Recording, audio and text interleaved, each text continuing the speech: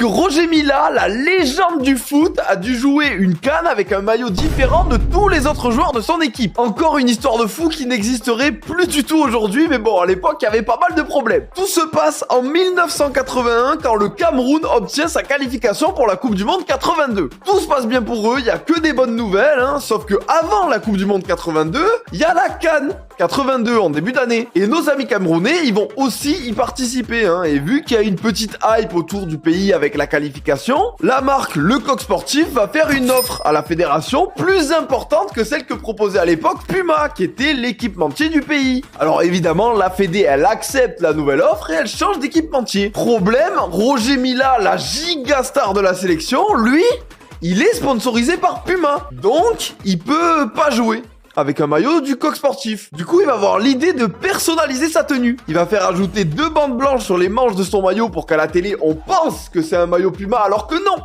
c'est le maillot du Coq Sportif. Et puis, il va retirer son short pour le remplacer par un short Puma de la même couleur que ceux de ses coéquipiers. Comme ça, pas de galère et ça va passer très bien pendant la CAN. La Coupe du Monde arrive et pour le premier match, il va carrément pas se mettre sur les photos, histoire d'éviter tout petit souci contractuel, avant qu'au final, les deux marques ne trouvent un accord et Roger Mila puisse jouer avec un maillot du Coq Sportif.